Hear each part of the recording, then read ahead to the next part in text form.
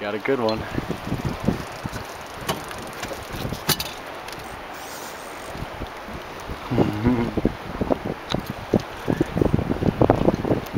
Boy, he's fighting with all he's got, isn't he? All right, now gain some. Keep on gaining until he takes you back out again. There you go.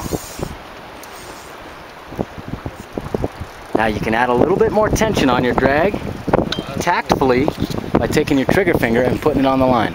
Now if you pinch it too tight, it'll snap, you know. Just take it nice and easy. Oh yeah, now you got your tension. Oh, this is great. Whew, what a fish. What a fish.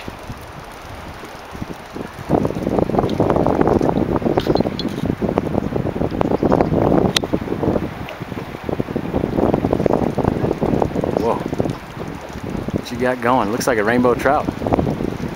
Biggest one yet. Oh, yes. Give and take.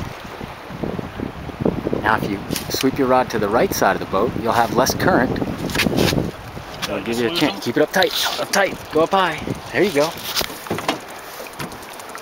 He's around the boat here. Still got him? Yeah, I think you got him. He's just trying to, oh boy. Uh-oh, uh-oh.